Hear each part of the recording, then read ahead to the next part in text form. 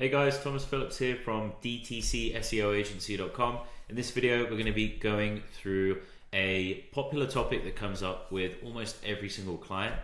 What happens when products go out of stock on Shopify specifically? So, depending on how you have your theme set up and your product set up, the worst case scenario that we've seen is that when a product goes out of stock, Shopify then sets the product to draft.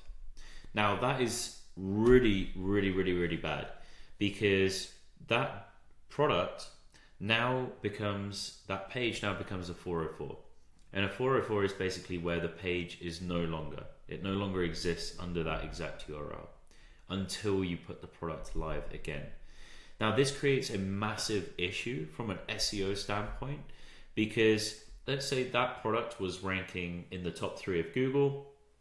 You know, you might have been getting 1,000 hits a month directly to that particular product and that page.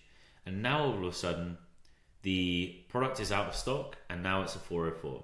So the page no longer exists. You would have seen this where you go to a website and it literally just says like 404 or page not found or whatever it might be. And Google just comes up against that and goes, right, well, this page doesn't exist anymore. So what are they going to do? They're going to drop that page in Google. And at some point, it's going to be removed from Google's index altogether. And that way, you're then not getting any traffic coming in. People now can't browse that product. It just causes so many issues. So if you have 50 products on your store, as an example, and 10 of them go out of stock, well, all of a sudden, you have lost so much potential traffic and you're sending such a negative signal to Google. You know, if you think about it, like, is Google going to trust a website where the pages that are getting a lot of traffic and they're sending traffic to all of a sudden get removed? Because now when people click through and they go to a 404 page, well, then that is an extremely negative signal. They're going to click back and go to a competitor. Google then looks and analyzes that data and goes, well, clearly this page doesn't exist anymore, so we're going to penalize you for that. And then that can then have effects on the rest of the website because of this core issue with these particular pages. So the good thing is that there's a bunch of different things that we can do to resolve this, which is fantastic. So a few different things on here. So handling out of stock products on Shopify. So if the product is only temporarily out of stock, my absolute recommendation is to keep the product live. Do not set it to draft, as I mentioned before. My recommendation here would be to use a wish list or notify me app. This isn't necessarily required if the product is only out of stock for like a day or so, as an example. But the main thing here is that you want to keep it as a live page. Now, you might ask, and other clients have asked us the same thing, like, okay, well, what happens on my collection pages? I don't want my top product to still be sat there and just say out of stock, because then that is a bad user experience, especially if you're on mobile and the top 3 products are all out of stock, because that's how you've sorted the collection page. Now, if you imagine that on mobile, someone then has to scroll through the out of stock products, which is a very negative experience. If they're very short on time, they're going to click back.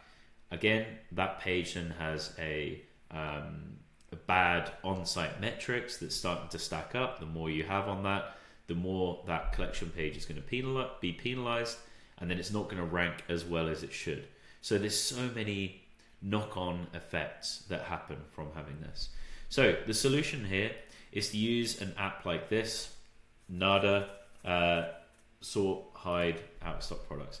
Now, my recommendation for this would be not to hide the products altogether, but to just push them down to the bottom. And that way, you're still getting the link juice from the collection page. So if we're link building directly to a collection page and we're boosting up and building up the power and authority of that page, and you have your product on there, that is basically link juice is going to that product and helping that product to rank better, which is fantastic. Now, if all of a sudden we remove that product completely from that page, that product now doesn't have the same link juice and the same power that it did. Imagine, think about it like if you had a table and you chopped a leg off. Okay, so my preference would be just to push it down to the bottom. Okay, where less people are going to see it, but Google still crawls it. Google still gives you that link juice and that power across. So that would absolutely be my recommendation on that. But on an app like this, there's a couple different settings. I would want to be selecting the one that just pushes it down. It doesn't remove it from the collection. Big difference. Cool. Now, if the product is out of stock for a little bit more time, let's say, for example, it's like clothing and you need to get everything remade, or you have a certain like high shipping time for new products, you might want to then look at one of these apps. So Notify Me or Pre-Order Back in Stock. Now, this would absolutely be my preference, and we've seen this work extremely well. If I open up one of these just so that you can see what it actually is. So this is basically when a product goes out of stock, instead of just saying, hey, it's out of stock, good luck, thank you, whatever, it actually comes up with a button that sometimes it either replaces your add to cart or it adds another little button underneath, right? And that's where someone can basically just put their hand up and say, hey, I would love to opt in on this. Is there an example on this one? No, let me just show you on this one. And the great thing is that you can customize this as well. So let's say, for example, you know, someone clicked on the little Notify Me button, okay? Then it comes up with this, and you can obviously customize this as well. So notify me when this product restocks. They enter their name, email, whatever it might be, and then they submit the request from there. This might be far too much information to intake, so you might want to work out what is best for you. Is it SMS? Is it email? You know, this looks like a lot to fill out, but yeah, just giving you a few examples on here. So I would definitely want to do this, and we've seen this work so well for a few of our clients, because people are literally saying, hey, I actually want this product. Yes, please 100% let me know when it comes back in stock. And we've seen like 25% conversion rates on the automatic emails that these apps send out. So as soon as you restock, you then don't have to go into Klaviyo and try and work out, okay, who put their hand up to say that they wanted this. These apps automatically message that person, say, hey, it's back in stock, limited time only, whatever it is, go buy. So that way you're building up your email list, you're building up your SMS and phone numbers, if that's what you want to do, and then you have a high conversion rate because someone is already saying, hey, I want this product. And the other real benefit of this, having this whole setup, as opposed to when the product goes out of stock, it is a 404 page. Let's say, for example, someone landed on a page, the product was out of stock, and they're like, maybe there's something else that I want. That way they can still browse around the rest of the website, they can read about the product because the page is still live, they can see related products underneath, and then they can really make an informed decision about it. Versus if you hit a 404 page, you instantly have a negative association to that brand. And we don't want anything to damage a brand's perception. So that's another really big thing on here. Cool. And what happens if the product is out of stock, it's never ever coming back, or anything like that? Now, there's two things that we would want to do with this. My preference from an SEO standpoint is, if that product is still getting traffic, I would want to be setting up something like this, like the wish list side of things. I'd want to set up the wish list and I'd want to push it down so it didn't show up first on my collection pages.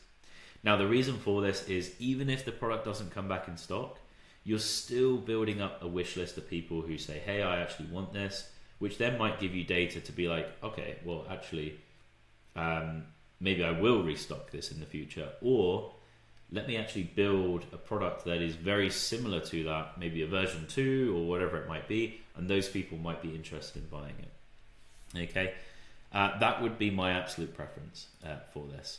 Now, it very much depends on your store. If you just have a ton of one-off stuff all the time, you may not want to do this, but this would absolutely be my preference, right? So if the product is never going to be restocked, let's say it's doesn't have a ton of traffic coming to it, or whatever the case may be, I would then want to go through the next parts on here. So I would then want to redirect it. So a 301 redirect is a permanent redirect. You're basically saying, hey Google, or whatever spider comes in and crawls your website, this page no longer exists, but please redirect all traffic permanently over to this other URL. Now I would want to send this to the most related collection page. So that's usually the collection page that the product is already housed in. Okay, my preference is not to redirect it to another product page for this exact reason. If that product page then goes out of stock and it hits a 404, then all that previous traffic that's coming from that old one is then just hitting a 404 again. It just creates so many more technical errors in the long term. I want to be linking directly to a related collection page that is not going to be removed at any point. Now, if you don't have a collection page, or maybe that entire collection and everything around that has now been removed, then I would redirect it to the home page, because the home page is never going to go anywhere. If you want to learn more about how to do this, I know that Shopify has just moved where they now have the redirect. I think they've moved it into menus now, by the looks of things. So double check on that, and that's exactly how to do the 301 and obviously move things around from there. The other reason, why it's so important to do this 301 is because, let's say for example, we had built 10 links and you had 10 very powerful websites linking directly to this product that is now a 404. It's never going to come back, right? And if you just left that as a 404, pretty much the link juice just ends there, right? It doesn't give the website any power versus when the page was live before. So when you do a 301 redirect, it basically transitions all of that power over to another page.